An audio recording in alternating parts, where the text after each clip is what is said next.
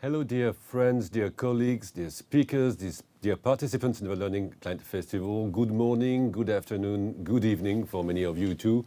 It's a real privilege and a real pleasure. I'm Olivier Bréchard from the Learning Planet Institute, Alliance and Festival to welcome you for this session on fostering human flourishing and with a focus that we'll have on learning ecosystems. Just 30 seconds on the festival. It's the fifth edition of a festival that we're organizing. There are more than 550 sessions, events, hackathon, workshops, conferences taking place between the 22nd and the 27th of January. We're addressing many subjects around greening education, teachers' agency, youth empowerment and youth agency, imagining the future of education at schools and in universities. So very many topical issues. But now I don't want to take more of your time, and it's my great pleasure to welcome Michael, who will start the first roundtable with his guests. So Michael, please, the floor is yours, and I'll let you introduce all our great speakers on human flourishing. Thank you very much.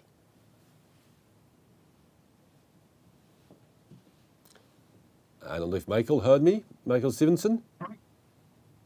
Hi, Olivier. Good afternoon. Good afternoon. I think you can start introducing, if it's fine with you, the roundtable you're chairing. Okay, I will. Well, hello, everyone. From Vancouver in British Columbia in Canada. I'm Michael Stevenson, and I'm leading the OECD's work on the High Performing Systems for Tomorrow initiative. Our interest is the development of ideas around education for human flourishing, and we're going to go as deep as we can in a relatively short period of time over the next 40 minutes or so to say something about that and hopefully to provoke some debate around the world through this platform, what we're all about. But let me begin by introducing the roundtable guests who are part of this network, and I'll ask them just to say who they are and what they do as we go round, and then I'll come back and talk about the structure of our session. So Valerie, could I begin with you? Sure, thank you, Michael. Make sure I'm not mute. No, I'm not. Hello, everybody. Great to see you here. I'm Valerie Hannon. I'm based in London. I'm an independent author, researcher, writer, and general nuisance to systems across the world in arguing for a different approach to learning, and in particular to redefining learning's purpose. Thanks, Valerie. Tracy? Hello, everybody. I'm Tracy Burns. I am the Chief Research Officer of the National Center on Education and the Economy in Washington, D.C. Pleased to see you all. Thanks, Tracy. Melanie? Hi, everyone. I'm Melanie Stewart. I'm Associate Deputy Minister in the Ministry of Education and Childcare for the province of British Columbia. I'm joining you here from the traditional territory of the Lekwungen-speaking people, the Songhees and Esquimalt First Nation in Vancouver. Lovely to see you all. In Canada, education is the responsibility of the provinces, and so our government is responsible for making sure that we have the best education system we can for our children here. Thank you. Stuart, are you there? I'm here. Hi, I'm Stuart Elliott. I'm at the OECD in Paris. I'm a senior analyst leading a project on understanding what AI can do and how that compares to what people can do and the implications for education. Thanks. Sten Captain.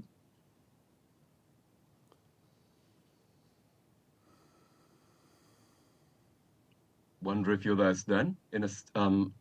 He's here with us in Vancouver, but he's from Tallinn in Estonia. Maybe he'll join us soon. And Venla from Finland, are you there?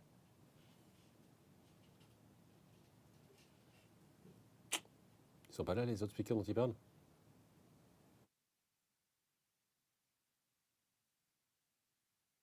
I thought I saw Venla come in, but maybe she's not there.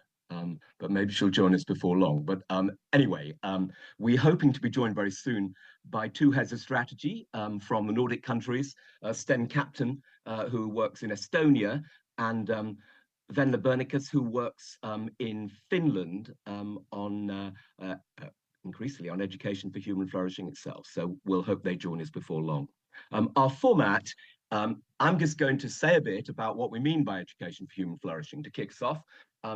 And then I'm going to ask for contributions, both from heads of strategy who are involved in this work at country level, national government level, but also experts, Tracy, Valerie, and Stuart for their perspectives.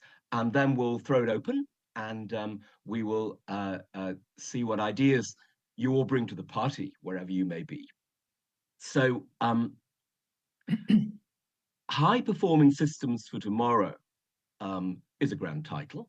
And it's about something very ambitious, which Valerie referenced, the purposes and directions of education. 6 or 7 countries, Canada in the guise of British Columbia, Finland, Estonia, Singapore, the UK, Australia, and Germany. I think we all agree, though agree to different levels of intensity, that the purposes of education that we've got won't do for the future. And we've characterized them as education for jobs, education for the labor market. That, to a very large extent, though it's sometimes unsaid, is why we feel we educate people. But we've run into trouble. The economy for which we educate people is no longer the model that we want for the future. Too many are excluded, even from the game we've got, from the labor market, because they don't pass the exams. That's not where their strengths lie. And we see a widespread loss of meaning in young people's lives right around the world. They tell us that in surveys. So we feel that in future, education systems should do 3 things. They should nurture a broader range of capabilities, including the caring and the creative. They should build a generation of young people who can remake the broken models, the economic, the societal, the community models. And of course, we want to restore that loss of meaning into young people's lives. So we see education for human flourishing as a response to those challenges. If you're enjoying an education like that, then it might consist of moral, reason-infused activities that mean something to you and have a significance in the world, that set you up for a contemplative perspective on life, and maybe thrill you with awe and wonder when you see a sunset or look through the microscope at the crystals. Those are ancient ideas, but they remain powerful. We think that we need to incorporate into that concept of flourishing well-being, with a focus on the way young people feel about their schools, not just their hopes for thriving in future. And we think that this is not just about the individual flourishing, but it's about communities, families, societies. Relationships, therefore, come right to the center of this. It's not just the human race, it is all of the species on this earth, and it is future lives. And if all goes well and we stop burning this planet, there will be more future lives than there have been that have been lived so far. This may sound abstract, but we come quickly to the concrete, to 3 competencies that we think would count, that young people might need, which build on, the maths, your science, your reading, and wider disciplines. But they are, as we see it, adaptive problem solving, ethical reasoning. And we've talked a lot about aesthetic perception, the ability to see what is beautiful and fine in the world. And we're continuing to talk about that and asking ourselves whether we need a slightly broader concept that we might call meaning making. Final thoughts before I ask friends to come in from the round table. We do see this education for human flourishing as something set in the world of artificial intelligence. The Australian government has brought to our work a really sharp account of what AI means for societies, for economies and individuals. Challenges, of course, sometimes huge, but also opportunities.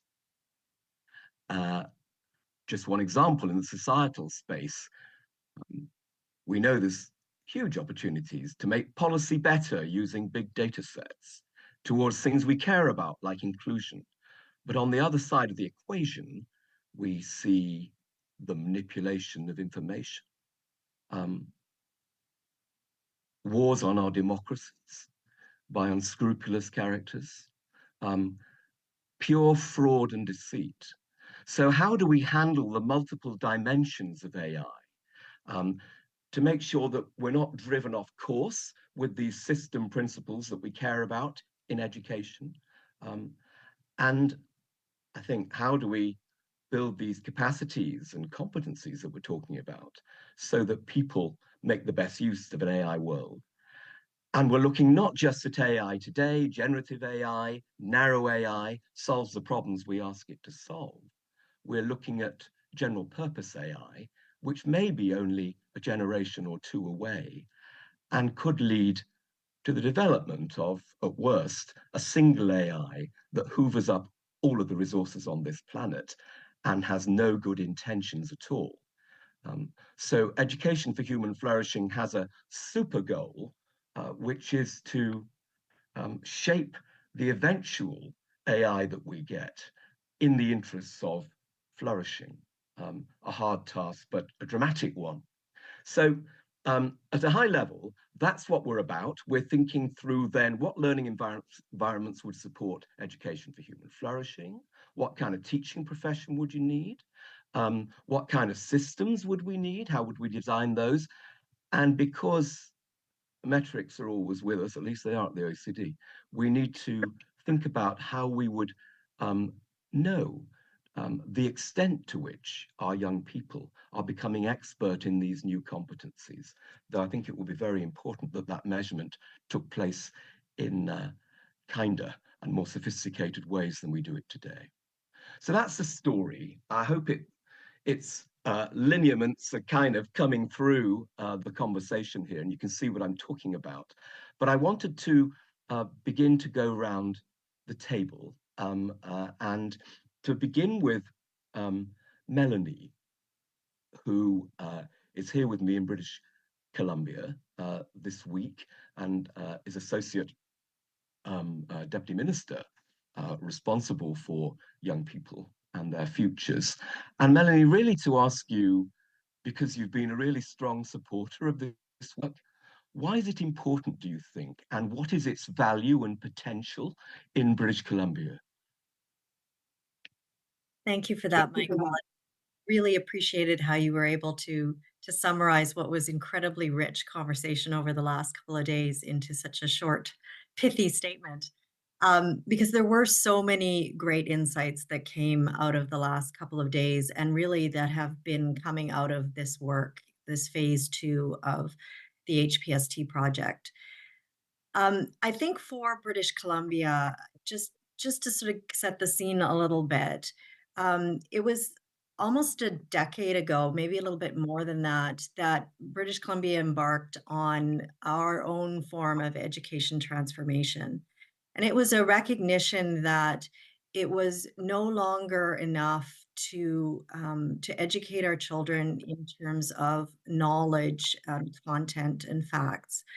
That the world was changing so quickly that we needed to have a greater emphasis on competencies and on understanding skills that they would need for a world that we couldn't even imagine.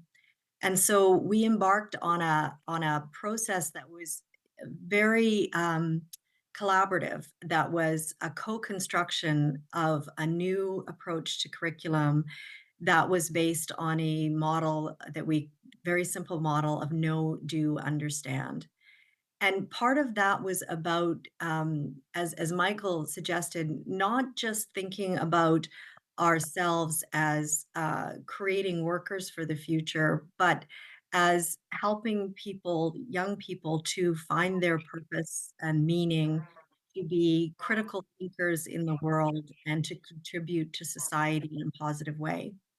Because of where we live on the west coast of um, Canada, we have an incredibly diverse cultural background that is never far from everything we're doing. So we have 204 First Nations that are the first peoples of this land that have stewarded the land for hundreds of years, and that bring to us a knowledge and an understanding of how to think 7 generations in the future. And so working to ensure that we incorporate First Nations principles of learning throughout the redesigned curriculum was really important. And so that was one of the main threads that moved through this shift that we began in 2012, and really only fully implemented just before the pandemic hit in 2019.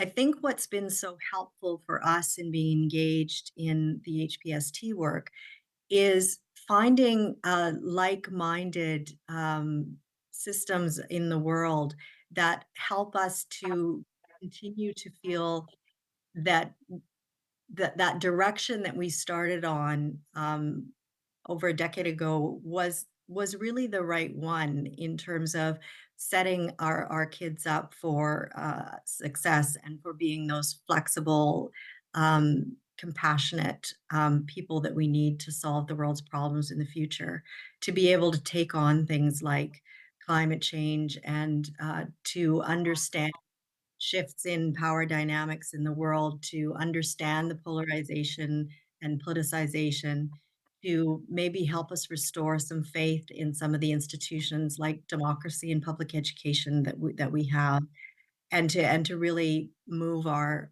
societies forward.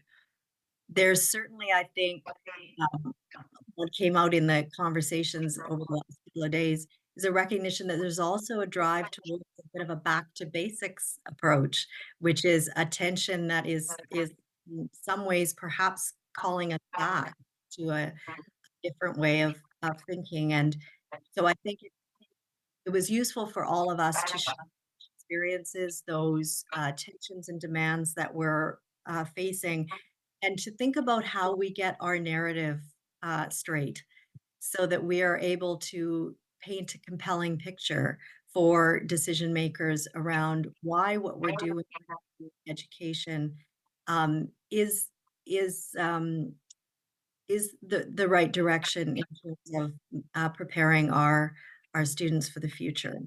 So I think for me, that's been the most important thing of these sessions, is sharing the problems that we all have, sharing how we're facing them, and supporting each other to move forward in ways that make sense in our different contexts, but that are also aligned in terms of some of those really clear shared values that we have around human flourishing. Particularly, I think, in a scenario where we have this rise of artificial intelligence, and I think which puts such a clear point on what it is to be human, and how we make sure that humanity is agents of the future instead of the machines.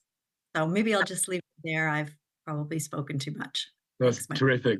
terrific, Melanie. And I think I'll just add at this point the perspective from Finland, because it looks like Venla Bernikus can't join us for whatever reason. But Finland is a country which is not only talking about this stuff as we all are, it's actually decided to go for it. And following last year's Finnish elections, said, we will redirect our education system toward education for human flourishing. So it's about to embark on a 2-year program of dialogue with young people, parents, employers, teachers, school leaders, to create their own finished vision for education for human flourishing that they would then set about, they hope, after consultation, implementing. And it's not easy in Finland. There's a strong movement, like Melanie just referred to, of kind of back to basics. Let's fix the math scores. At the same time as this wish to build out the purposes of education for, people, places, and planet, education for human flourishing. But over the next 18 months or so, there'll be a series of major public seminars discussing all of these ideas. So Finland is on the way. But let me turn now from the country perspective to 3 of the key experts who are bringing their ideas to the development of education for human flourishing, and have all, in different ways, been part of the high performing systems policy dialogue here in Vancouver over the last couple of days. I'm going to go to Stuart first, and then to Valerie, and then to Tracy. Stuart, you're the kind of OECD's ranking expert on what AI means for the future of work and of human activity, what we can expect it to replace. And with all of that expertise behind you, can you just share with us your thoughts on the AI dimension of education for human flourishing, what you think it means, and whether, in a way, we are too late, that we're still trying to devise, albeit more inspiring activities for humans, just as the robots march over the hill. So how are you seeing our work at the moment, Stuart? Just take 3 or 4 minutes. Well, I don't know that it's necessarily too late, but it's certainly high time to be having this conversation. So we've all been looking at the news with respect to AI over the past year, and obviously inside the field itself there have been discussions for much longer. And I've had a number of the experts who we work with in computer science who say they simply don't actually know how to think about what the technology will be able to do 10 or 20 years from now, which is, of course, the world that we're preparing our students for. And so anticipating that, it's very important to actually be developing those students in a way that is robust to several different types of scenarios that we may be facing in a few decades. So it is quite likely, quite possible, that we will have a world that looks much like the world that we have now, where people have jobs that are familiar and the kinds of things that we do now. But it's also likely, quite possible, that we will have a world that's dramatically different, and there are substantial portions of the population that are actually not able to work and that need to have a different kind of lives for themselves. And the deciding factors between those 2 scenarios, one critical portion is something that we don't know, which is what the technology will be able to do 5 or 10 years from now. And so as we're thinking about the world that we're preparing our students for and the competencies that we're equipping them with, we need to actually make sure that they're prepared to live in a world where they need to be motivated to figure out what they care about and how to get themselves to engage with the world and make things happen, even if they're not in some sense aided to do that by the need to work and the kind of structure that has given to all of us for so long. So I am very much have enjoyed and have benefited from being part of this conversation, because it's given me a way to think about what we need to be pushing for on the education side in order to be ready to step up to the demands that the technology is potentially going to be giving to us in the very near future. Yeah. And just one follow-up. There are many who say, well, you think it'd be great if young people were all superb, adaptive problem solvers in the future. But in actual fact, the way the technology is going, there won't be much of that AI can't do. Do you find that objection difficult to meet, or have we now gone beyond that concern and are simply looking for the big competencies that humans should do in an integrated way that constitute their humanity? I mean, how are you dealing with that objection, which must come to you, or perhaps from you 40 times a day? Well, I think if you're sifting around for the things that computers will not be able to do, that is probably not going to be a very helpful guide for figuring out what we want adults to be doing, and therefore how we should be preparing what our kids will be able to do and will be motivated to think about doing. Instead, I think we need to start from the point of saying, what is it that makes a meaningful and satisfying life? And we don't think about a meaningful and satisfying life as one where someone just sits there and allows other people or AI systems to just do things for them.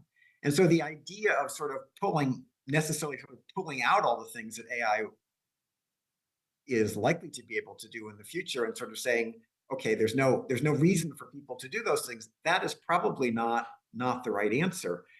But what's key is not the skills involved, not the knowledge involved, not the competencies involved, but the motivation that's involved. And so we actually need to make sure that we have a schooling system that is developing students who care, who are engaged, and who actually are able to find things that they care about passionately and that they want to do. And with a sense that some of the knowledge and skills and competencies that are necessary to do those things, they will be leaning on the AI to provide. But absolutely, there will be things from themselves that they will need to bring in order to make those happen. But they have to want to engage, be compelled to engage to create a meaningful life. Thank you. So let me just come to Valerie and then to Tracy to talk about what this means, education for human flourishing, for the architecture of education. Valerie, you've been thinking about this from the perspective of school leaders and teachers. Would you just share and summarize your thinking? Oh, well, Michael, but and I'll do it as crisply and quickly as I can, but I wanted to preface my remarks by saying I do think it's a very useful thing. More than that, we should be very grateful to the OECD for having convened this group, this very particular group of the most senior civil servants, permanent civil servants, working at the interface of politics and the interface of power. And these people don't come to events like the Learning Planet Festival unless they're specifically asked perhaps to speak. And I'm not even sure there are any of them doing that. And, you know, they don't tend to listen much either. So what the OECD has done has brought them into a room with some really very compelling questions, kind of cleverly hung on the hook, I think, of AI, but actually opening up to a much broader debate. And it's vital that we do that, because wherever, I don't know about you guys, wherever I go into schools, I hear teachers and leaders say to me, we want to move in this direction, but, quote, the system won't let us. So these system dynamics, which are rigid and constraining and stuck in the 20th century or even the 19th, are not shifting. There's the whole political frame around that, which I've written elsewhere. But there is this issue amongst the civil servants who do so much to hold the system in place or to shunt it on a bit. And therefore, OECD in convening them, I think, and enabling those conversations and asking some sharp questions, and submitting them some really interesting and challenging papers, such as Michael's own, on the concepts of what is a good life. What is it to thrive in this world? And also to say, by the way, this is not the conversation that Jacques Delors had 50 years ago. This is not a humanist conversation. This is a post-humanist conversation. It's the rights of the planet, the rights of other species are as important, not as an afterthought, but as central. So where do I come into this? Well, I can stick my little oar in by saying one of the things that civil servants can do is advise ministers and systems generally about the kind of workforce, which for many systems is a very big problem now. Most systems have a recruitment crisis. I wonder why people aren't attracted to education systems as teachers. Let's think about that. You know, most of the leaders in the room, so that's not about pay. It's about not finding it a meaningful and satisfying career to undertake. And we believe that part of the reason for that is the lack of attention to thinking about what constitutes a thriving and flourishing life and what education's role should be in bringing that about. So one thing to do is to say, if there's this recruitment crisis, and if we know that we can't shunt the systems in this direction unless the skills, competencies of the workforce change, what are the competencies that are needed? So we did a scan, we looked across the world at what is going on at the most innovative cutting edge, and proposed that there were 6 new competencies that leaders needed in order to take us in this direction, and at least 4 for teachers working in the formal systems where, after all, the big bucks are invested. And we need to think carefully about how we could enable teachers to acquire those competencies. I listed 6 for leaders, 4 for teachers, and I pointed out this is not kind of fantasy, this is not la la land. All of these are being promoted and developed in sort of pockets of innovation around the world. So one can point to people actually training and developing and educating teachers and leaders in that path. I won't go through them, Michael, because I don't have time, although Sure. I will if anybody gives me time. But I'd want to put at the centre, both for leaders of institutions, schools, teacher leaders, but also for those leaders in the room. And I think, Michael, we could have made up more of this actually in the course of the conversation there in Vancouver. But the key competency for us all now is around narrative creation according to the new purpose. How do we get the story right about what it is that we're really trying to do in a way that connects with people and they don't think, what in hell is this? You know, what abstract nonsense is this? I think Learning Planet have done a great job in that simplicity of learning to care for oneself, learning to care for others, and learning to care for the planet. And in unpacking that, you get into terrific profundity. And so one of the new competencies that we're talking about for leaders of institutions is that they engage with their communities in a dialogue, as Michael described Finland now doing over a 2-year period, as South Australia has done in the course of the last year, to ask that question and say, right, what does that mean for how we organize ourselves to give young people great experiences, build fantastic relationships, and learn content that helps them to thrive? So that was the first of our new competencies. But as I say, we identified 6 for leaders, and they include things like leading innovation, like being system thinkers, like championing equity, and 4 for teachers in classrooms, which are ambitious, developmental, but which, as I say, are in practice some places in the world as we speak now. The trick will be to get systems to think about them seriously and to start to incorporate in their thinking about the evolution of the teaching and learning workforce. Thank you, Valerie. Brilliant. And lastly, I'd like to turn to Tracy Burns at NCEE. Tracy, you've been leading our thinking recently on what all of this means for the design of education systems at large. And just, but very briefly, if you don't mind, give us a thumbnail sketch of that conversation.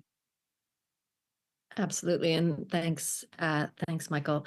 I think the big sort of understanding of how all these pieces fit together and acknowledging that if we want to make these changes, if we want to be able to address our concerns, but also all the opportunities that are coming through this new lens, and thinking about what that means for teachers and the workforce, but of course also for students, right? Also for the people that education serves itself, and not something that is done to them, but with them.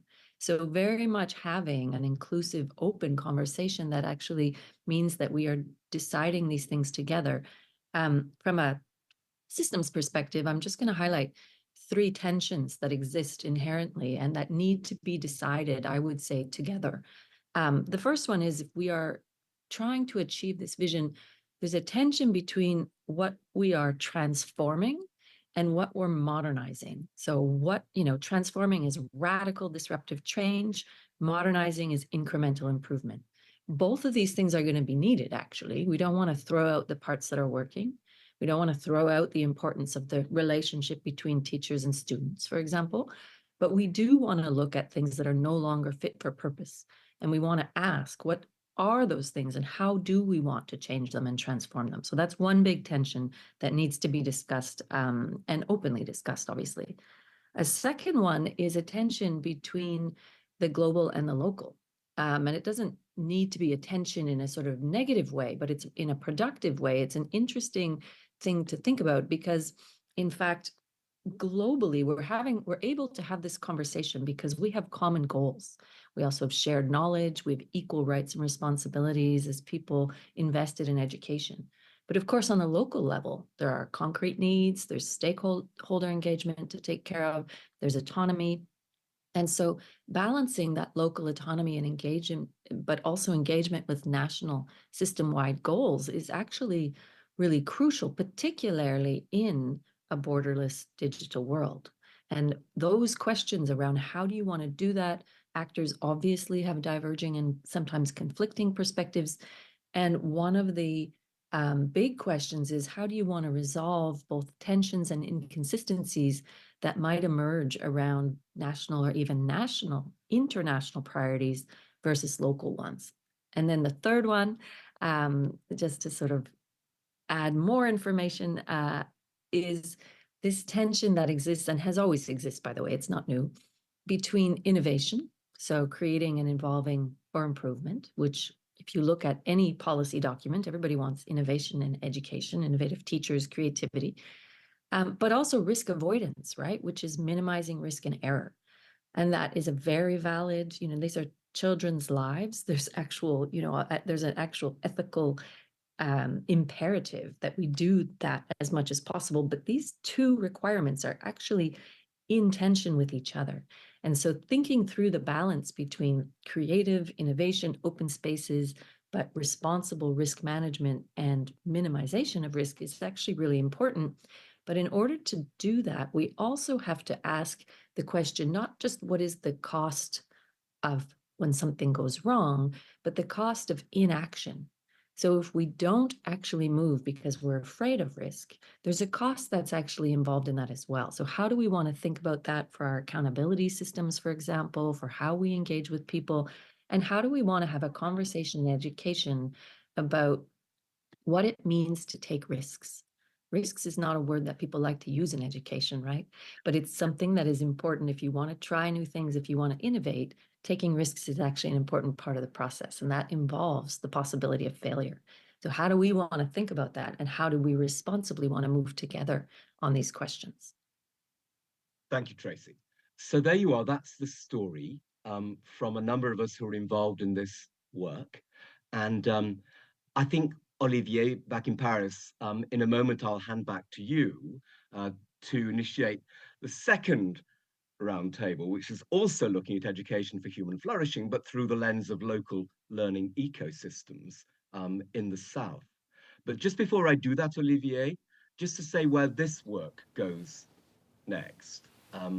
We will pull this together over the course of the next year into a set of documents, which will kind of say where the world's high-performing systems in education in the OECD sphere, to use that phrase, would like to direct their efforts.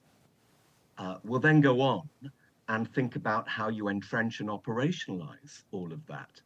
That will have implications for countries, and it will also have implications for the international policy scene, where PISA has tested foundational literacies for 25 years, and we will ask the question,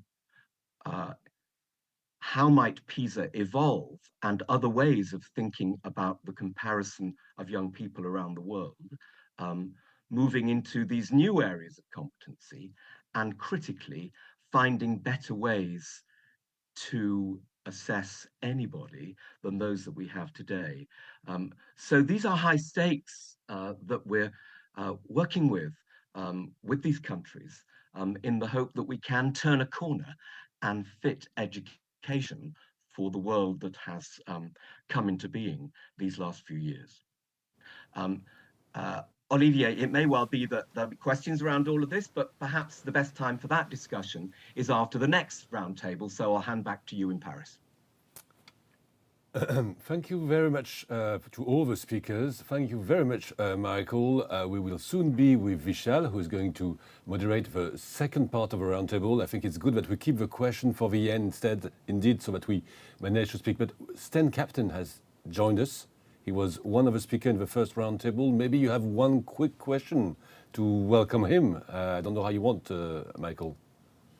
Right. I'd love to. Hi, Sten. I completely understand. It's been an early start, but fantastic to have you here.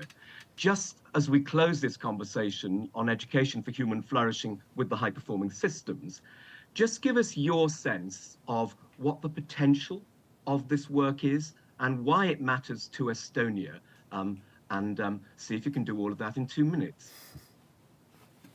Thank you, Michael. I'll certainly try, and I'm very sorry for being late. There was a little misunderstanding with the invitation, and I thought we were only expected, at least in the first email, to join in for the next round.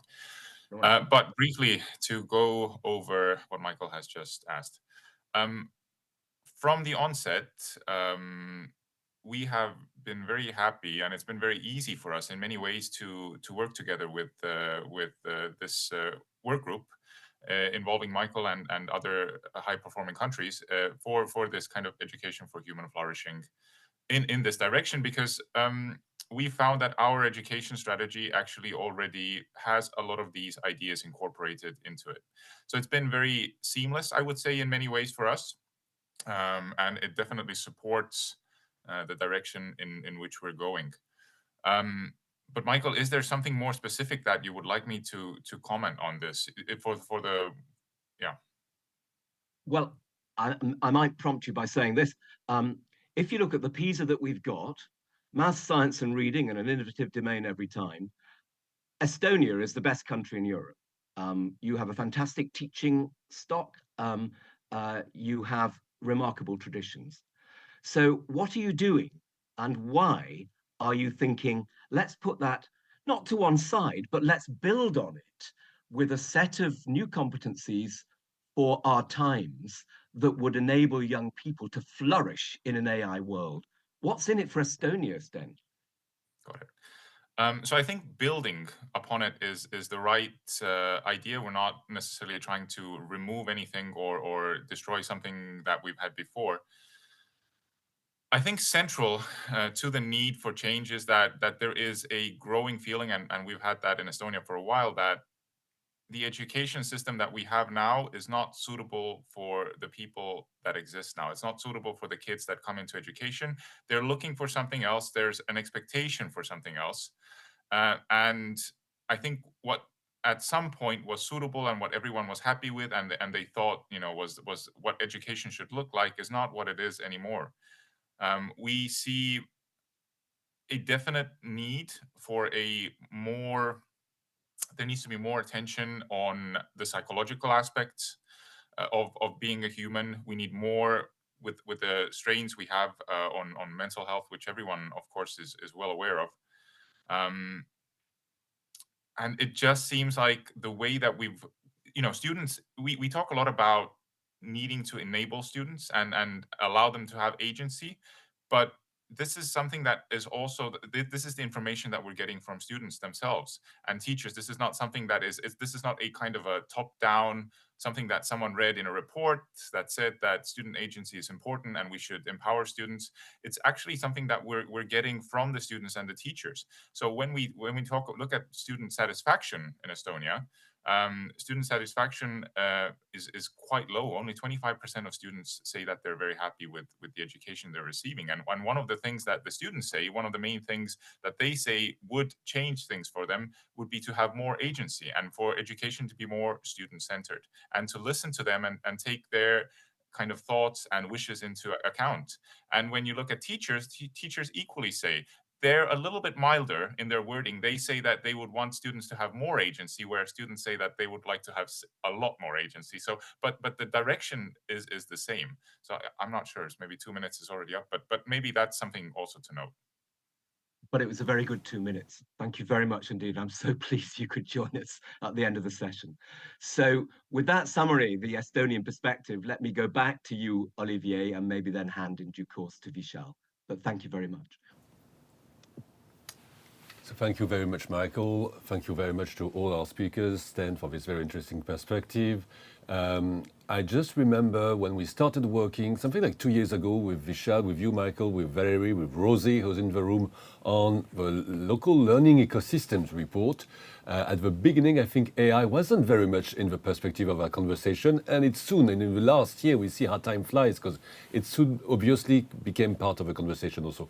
I stop there. I'm very happy to hand the floor to Vishal, who's going to moderate the second part of this conversation with all our partners from these local learning ecosystems. Vishal, please go ahead. Thank you. Thank you, Oliver, and thank you to the Learning Plant Festival to host us today. Hello, everyone. I have the enviable position to link the conversations that have happened with Michael and the presenters before, and also move the conversation forward. And I hope I try to do that. At one level where Michael and presenters, you're talking about the change in the purpose of education in high-performing systems, mostly in the global north. There are now learning ecosystems in the global south that we will now focus on in this session, which are not only trying to meet the needs of growing economies in the global south, who are seeking a lot more developmental outcomes, but at the same time trying to leapfrog the ideas around the purpose of education to human flourishing, which makes it quite a complex endeavor. Because at one level, there are the demands of the local economy, which is seeking much more competent labor force to grow the economies. And at another level, we're also recognizing with all the complex challenges that we're facing globally and how they're also interlinked to some of the changes that are happening in the global south. How do we also link the role of education to much broader outcomes? And at the same time, not leave this very important and critical time in history where the focus on the climate and the planet itself is becoming all the more important. I keep thinking about this time a few years, almost about 15 years back when I did my first trip to the US. And I saw the kind of development that America had with these large malls and large cities. And I kept thinking that India is on the same trajectory. And if India focuses on this level and speed of development with this 1.4 billion population, where people are demanding bigger houses, better pays, better quality of jobs, what would be the impact, not just on the country, but on the globe and the planet? And we have seen countries in the global south, like India, Brazil, Colombia, parts of South Africa, Indonesia, taking on that kind of a development agenda, but also having to now grapple with the complexities that all of us are impacted by. But there are innovations happening in the global south. That's the creative tension. And we'll hear from some of the innovators today. I want to open it up by inviting Valerie to talk about human flourishing from the lens of the planet itself. Why is it important for us to shift the purpose of education towards human flourishing from the lens of the planet? And after that, I'll invite Pavel to share some of your own work and thinking around that. And post that, I'll invite the innovators from Global South to share a bit about their own insights and work. Over to you, Valerie. Vishal, thank you so much. I want to defer, though, given how short the time is. I've already had one little space, and I wonder whether we should start with Pavel, whose work, I think, on placing the planet at the center of all of this is second to none. I'm a huge admirer of his work. So I'd like to defer to Pavel and maybe give me a few minutes or a minute or so just to come in at the tail end of that, if I may. I've already had one go. Absolutely, sure. Thank you, Valerie. Appreciate that. Pavel, over to you. Thank you. Really excited and energized to be in this space. One of the things I say, I feel there is a beautiful bridge between the conversation that was just happening on high-performing system and what learning ecosystems could do for the global South. And that relates to repurposing of education, recognizing that indeed we are living in the age of massive societal transformation that is happening in front of our eyes and is driven by a multitude of factors. I think this big process of decolonizing, recognizing there is indigenous shift to, let's say, indigenous cultures and resurgence of indigenous cultures around the world show us that the world needs to be much more complex and it cannot follow one uniform model. That's where learning ecosystems step into their place as one of the models to organize this education of the future that is diverse, that it can work with different types of cultures, different human needs. But at the same time, recognize that all of us are in this process of human transformation, human transition. One of our first reports as Global Education Futures was called Educational Ecosystems for Societal Transformation. And I really think that one of the roles of learning ecosystems is not only to support human learning for jobs or for opportunities within existing economies, but really to learn together how to discover these new ways of human flourishing, which mean human flourishing on a personal level, but also on the interpersonal level, the level of systems organizing us, recognizing the needs of future generations, and at the same time acknowledging the ancestry of past generations, and recognizing that we are one of many species populating this planet, and we need to learn together with the planet. So creating this multi-dimensional flourishing or thriving, as my colleague Alexander Laszlo expresses it, is one of the goals of creating learning ecosystems everywhere around the world, and particularly in the global South. And I believe that part of this work requires us to reconsider how we conduct this work, to be more intentional about creating this learning ecosystem. They actually rise on their own, but we can be more intentional by adopting certain practices of leadership in education. And this is where, in my opinion, the work that Weaving Lab does, the community that is dedicated to the practice of weaving, is really at the center. We really can learn the new practice of organizing learning ecosystem, be intentional about it, and see role of schools, universities, colleges as catalytic spaces for creating those learning ecosystems. So some colleagues present here, like Robin Witter, is here. They just released the report that shows the central place of schools that can weave learning ecosystems around them. So I would like to say that I feel we really need to begin a movement and really can build up a way of creating like a holding space for that movement, a kind of acceleration process, which really starts bringing those seeding and bringing those learning ecosystems around the globe. And last but not least, I think that we need to start building up more evidence that human flourishing, it's clear that human flourishing comes hand in hand with transformation of human systems and flourishing of spaces, of places around them.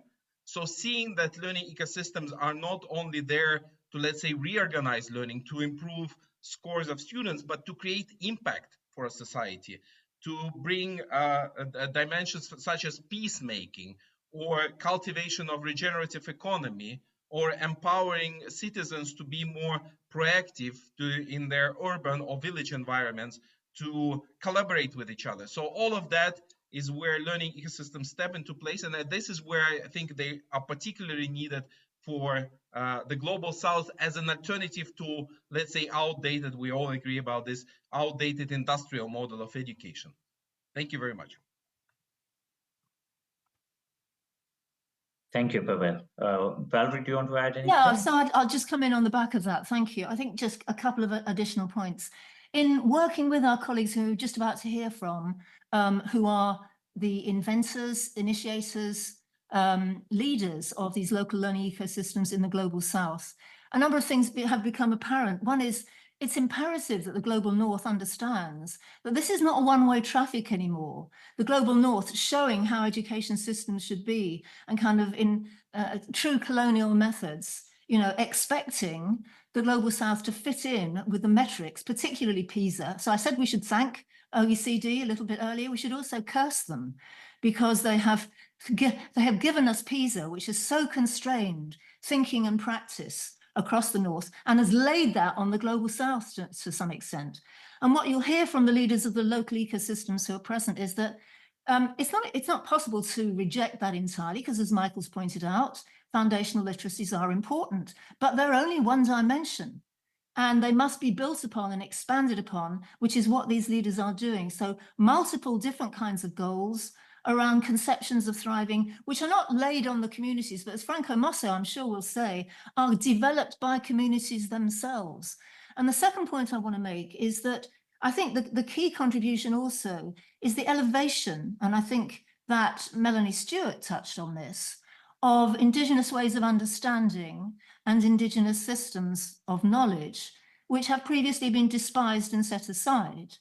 And local learning ecosystems, for the most part, will not do that. On the contrary, they respect them and they incorporate them in their worldview as to what education should be.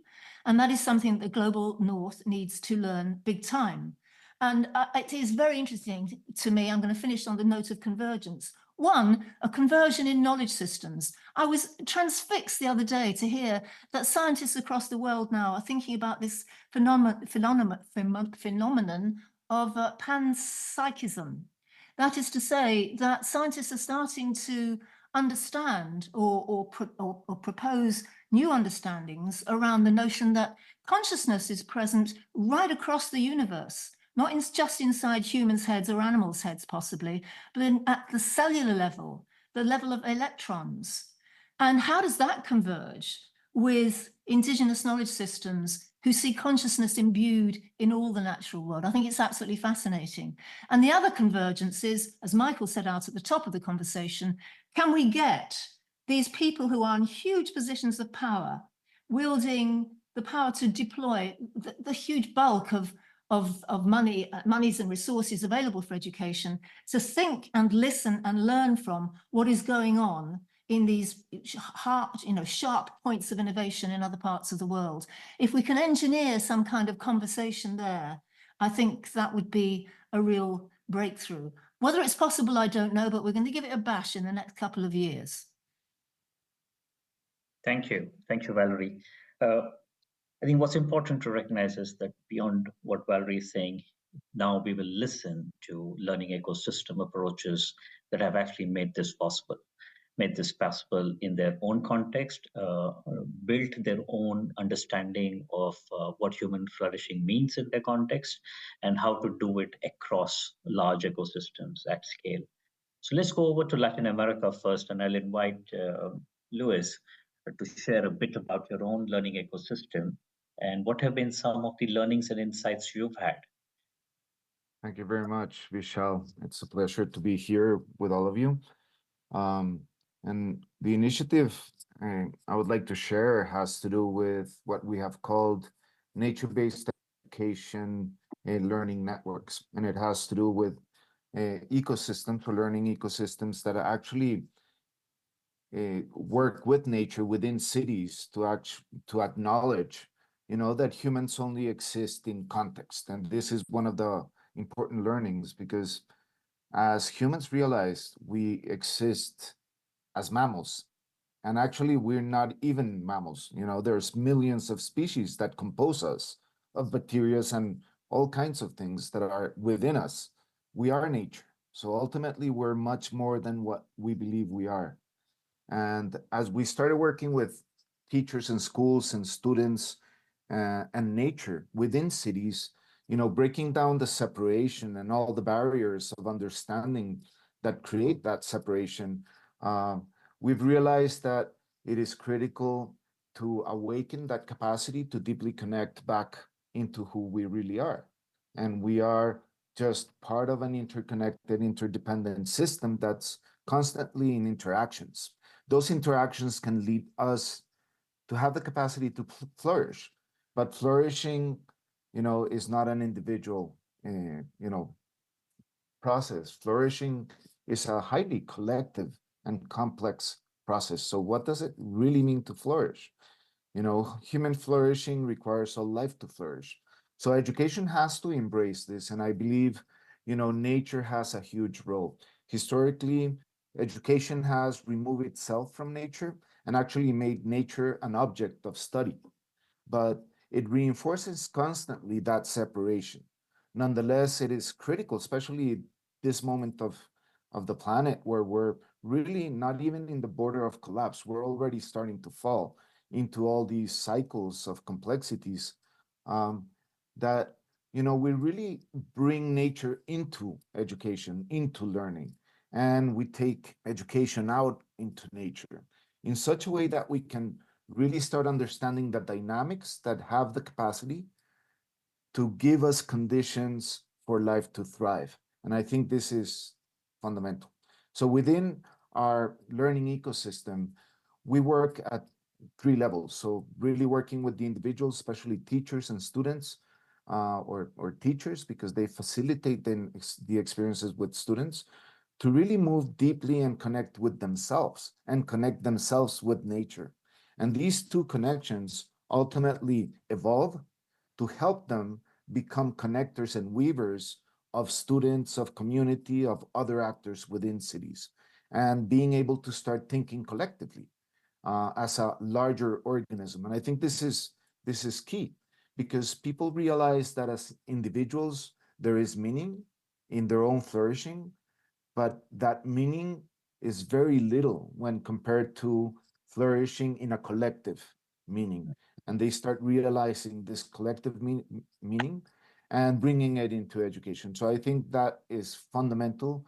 And, you know, I stress the importance of nature coming back into education. Thanks, Bishop. Thank you, Lewis. I don't think there's anyone better than you to bring this linkage between nature and education so beautifully, and your work speaks for it. Thank you very much.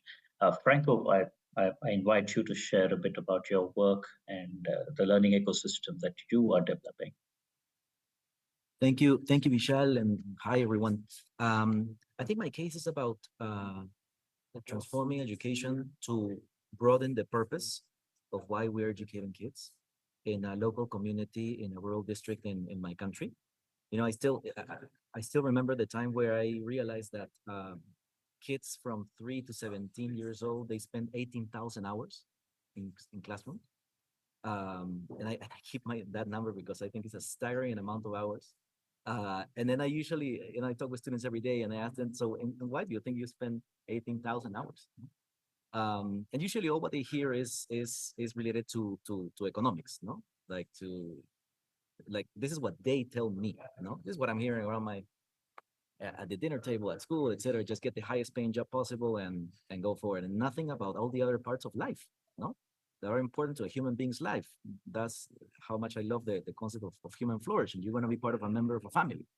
You know, you're gonna maybe decide to transcend yourself and do things for others and be a great citizen and be very conscious when you vote and take care of the planet. All sorts of things. And so this district in Cajamarca called us and they said to us, you know, we want to reorganize what happens in our district. This is a district with 12,000 students go.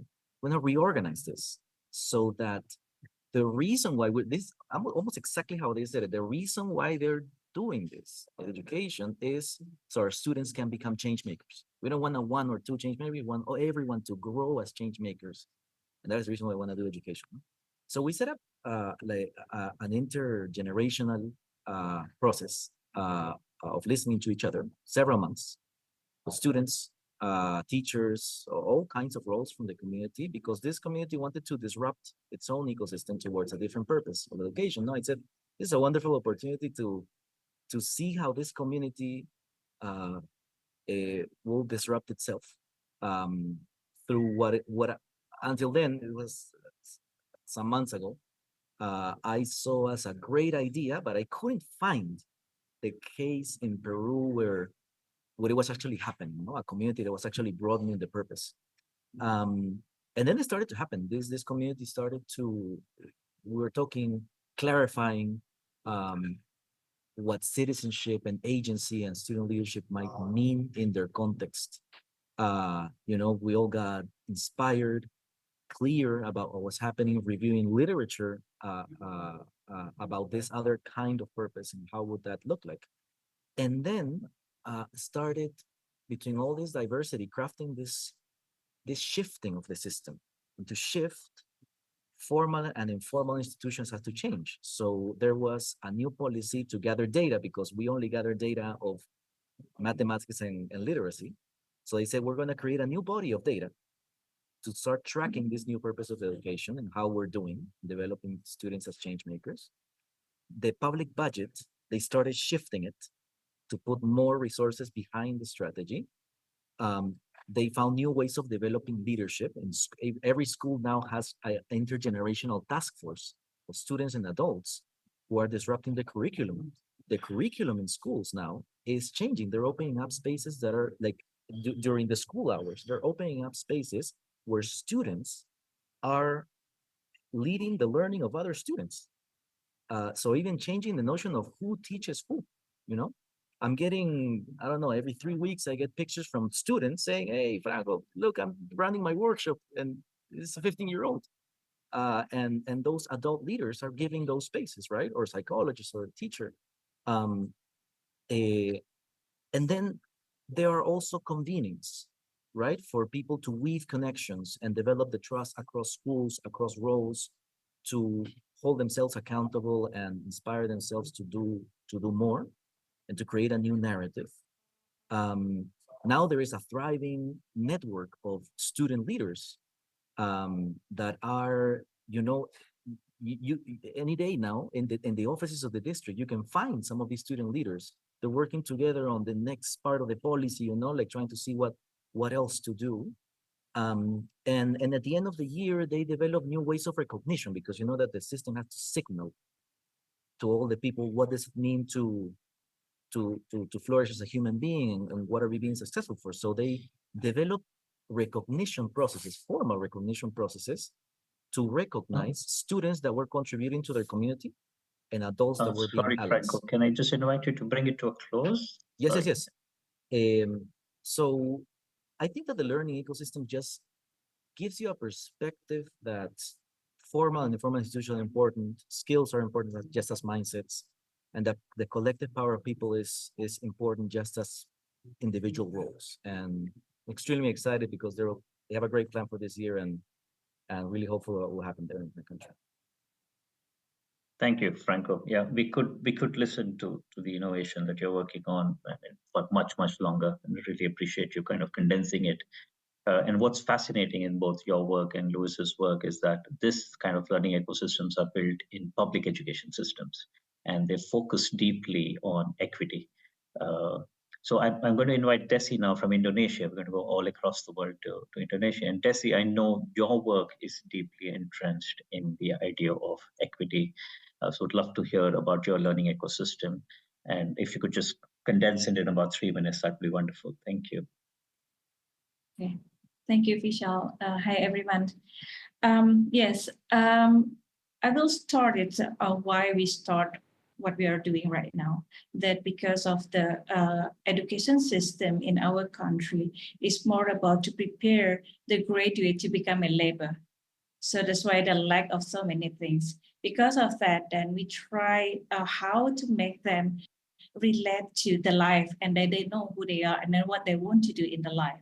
So that's the basic idea what we're doing. So that's why we start to create a space or rooms or channel or whatever name it is, where they can freely associate to each other. They can assembly, they can take actions together to create an impact to their surrounding. So we create a lot of kind of things that fun, easy, relatable, but meaningful. So because why it is meaningful? Because we start to lose the ourselves because of so many things that we have to face in our surrounding. Then we lose who we are, and then we forget that we are human beings.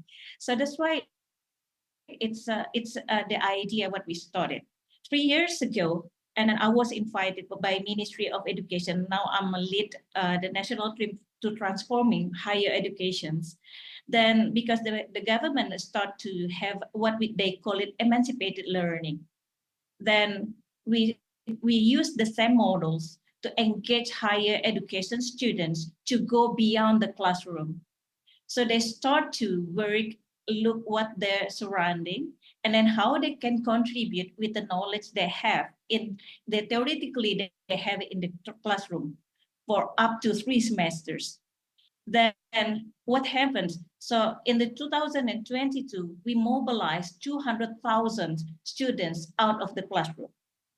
And last year, we mobilized 700,000 students out of the classroom, and we contribute to 22.73% to national priorities. And this year, we aim for 1 million students go out from the schools, and then they will contribute to 35% of national priorities. You know, it's like we want to show to the students, even they are the students, they're young, they're not graduate yet, but they can do something. So that make them know in the future, it's not about what kind of job you're doing, but how can you contribute with what you have. So then another thing also, because they start to know what's going on in their surrounding, because they're more aware about problems in the surrounding, they know they can do something.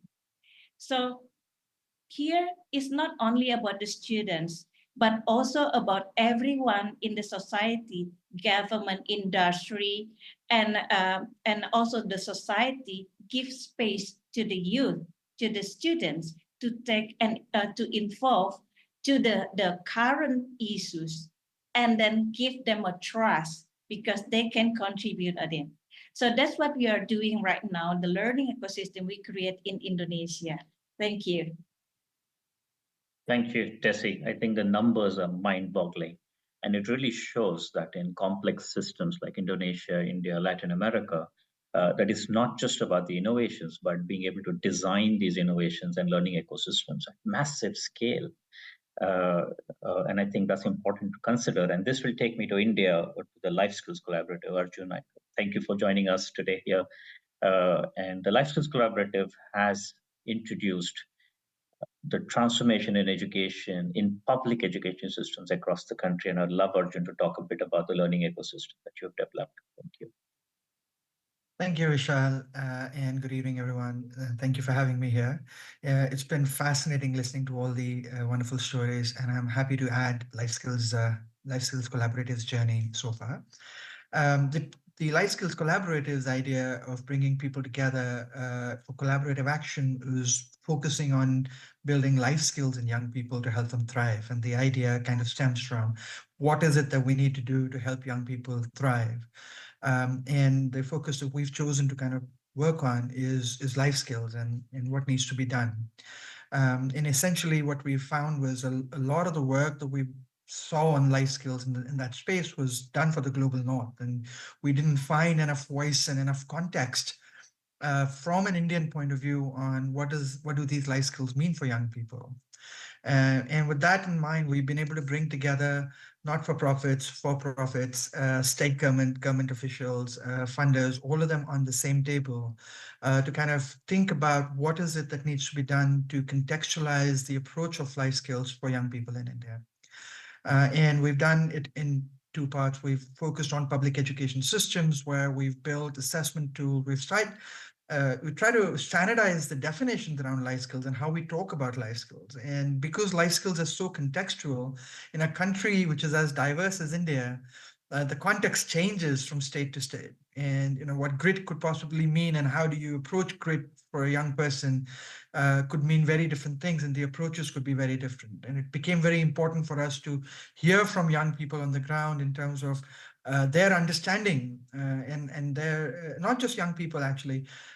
So we did two parts. One, we worked with the community. We reached out to the community. We went to 15 states in India. We spoke to people in 9 different languages across these states. And we spoke to young people in the age group of 11 to 22, and we spoke to their parents and we spoke to their teachers. And we spoke to about 60,000 plus people to ask them the same question: how do they understand life skills? And that actually helped us get a lot of context from these stakeholders in terms of building that understanding and trying to think, if we talk about critical thinking, how is it that young people in India today would understand that, and how is it that then we can start thinking of building those skills in young people? I work with the government spanned across 4 states. In some of these states are bigger than countries across the world. Some of these states are not as big, and so we've kind of taken a mix of 4 states that are representative of the diversity of India. And we've been working very closely with the state education departments in these states to understand how can we then bring life skills and mainstream life skills in their education systems. So that work has actually helped us develop assessment tools in partnership with these. So there is a lot of buy-in, and some of the learnings that we've seen across the last 3 years has been the value of co-creation and building this in partnership with stakeholders from different states, from inputs from young people, and of course the experts who bring in the expertise. And the change we've also seen is in how state governments are approaching and their thinking around building life skills education for young people within their states. And the conversations that have started between different departments of the states have been very, very encouraging.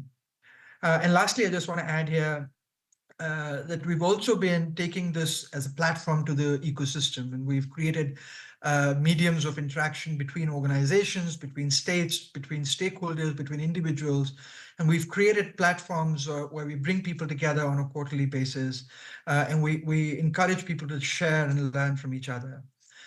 So we've also done 2 annual events, which saw more than 150 people. Some of you were kind enough to be a part of the last event that we had.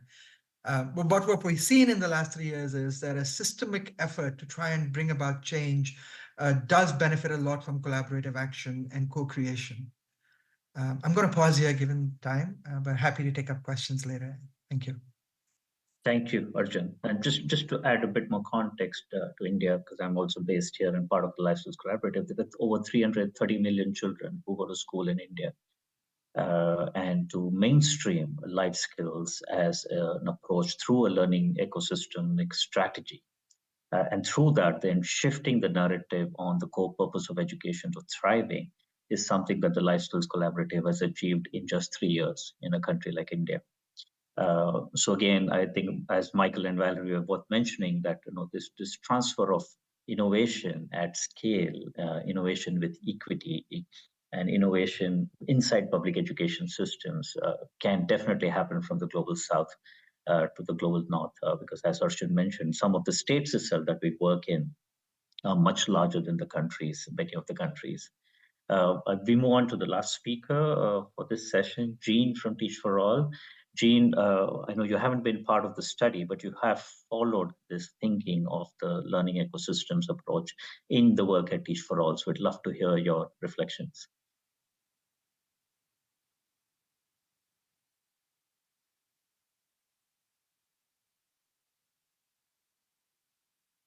Jean, we are not able to hear you. You're unmuted, but we are not able to hear you.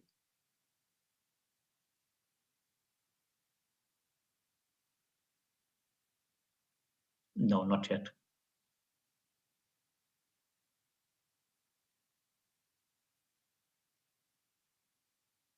You're muted still. Can you hear me now?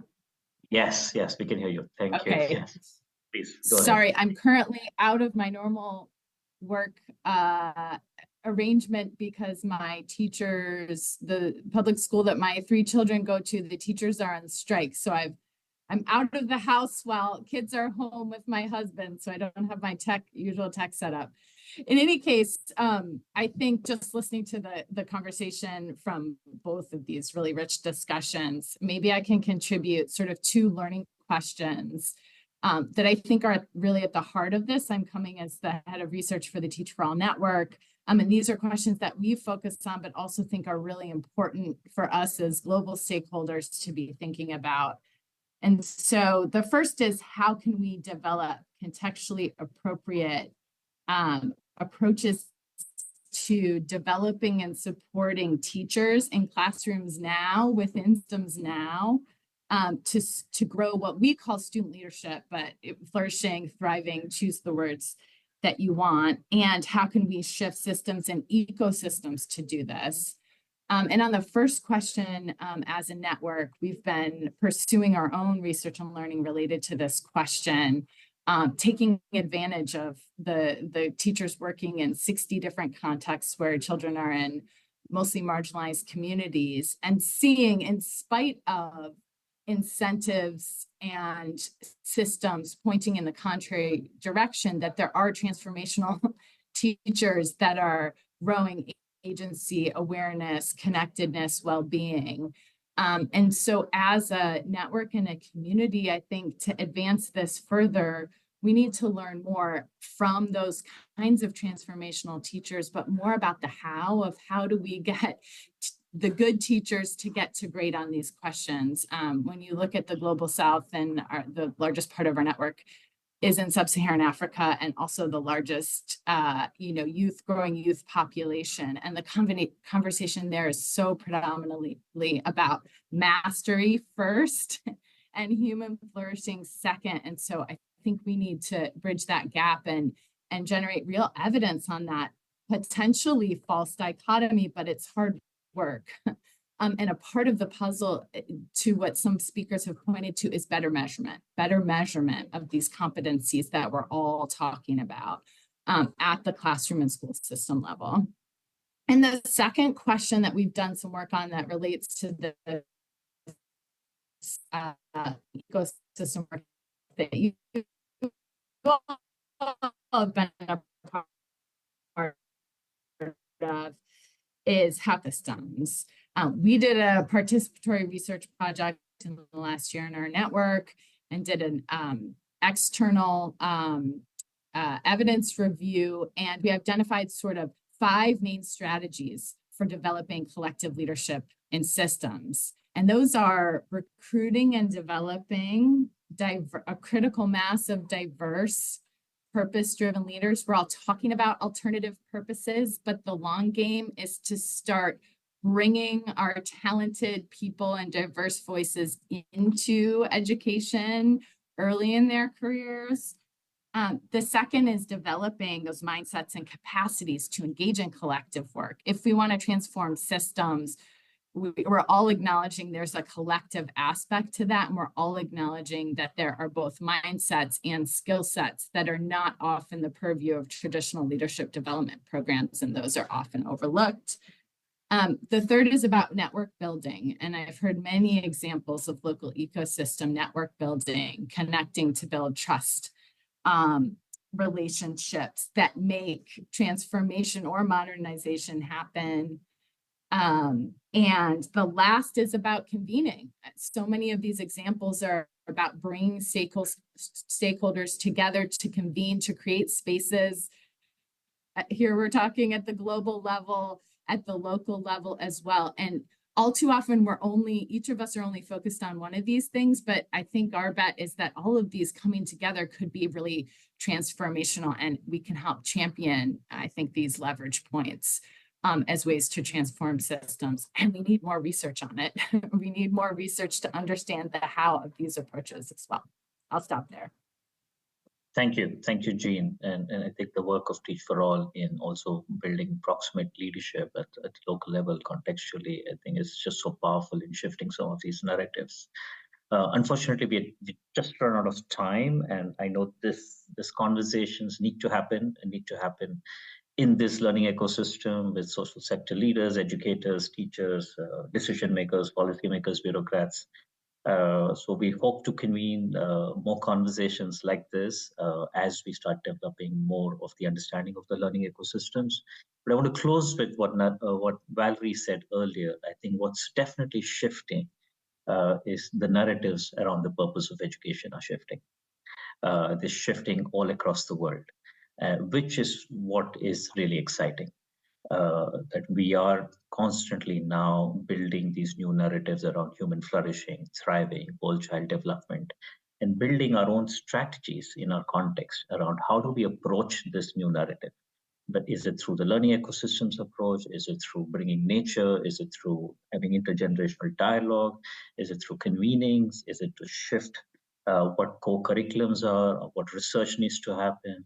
I think all those are pieces of the puzzle that are very important in building this narrative around the purpose of education. So thank you again for a very rich conversation. I'm going to hand it over to Oliver to bring it to a close. Thank you very much, Vishal. Thank you very much, everyone, for participating in this session. I remember my first ever program, which was the WISE Awards with Professor Tim and Wynne, which we started. Congratulations, Luis, for having been selected this year. Looking at what works on the ground and how we can get inspiration and how we can connect and learn from each other is a driver that we really want to continue also with a Learning Planet, and doing this with Valerie and Michael and Dream a Dream and all these partners and all of you here in the room is a fantastic, huge pleasure.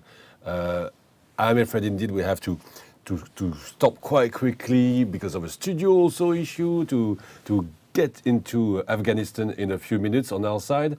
You're welcome to join us as in the chat. I wanted Valerie, maybe a last word. Do you want to say something about what's coming next, or shall we reconvene with everybody and enter our plans for the future? You're mute, Valerie, I think. Thank you, everyone, on my side, very much. Oh, sorry. Yeah, no, I just wanted to say, let's hold this community together. Let's not dissipate and lose our energies, and make sure we communicate with each other. So thank you, everybody. Thank you very much, Valerie. More coming very soon. A huge thank you for participating. And hi, Franco, good to see you. So, and see you very soon. Thank you very much. Thank you very much.